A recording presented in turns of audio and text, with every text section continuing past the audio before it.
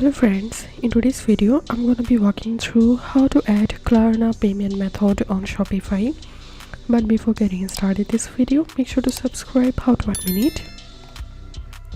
So first of all, go to settings and click on payments and click on add payment methods and search here Klarna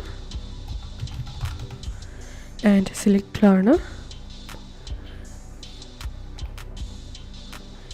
and click on activate, and here you have to add your Klarna account public key and private key, and you will get this information on your Klarna account.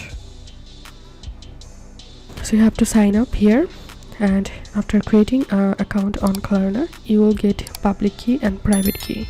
Paste those key or information here and scroll down, and you have to click on activate payment tool, and your Klarna will be updated with your Shopify. If you think to see more Shopify videos, please check the links in descriptions. If this video helped you, give a thumbs up and please consider subscribe how to 1 minute. Thank you for watching.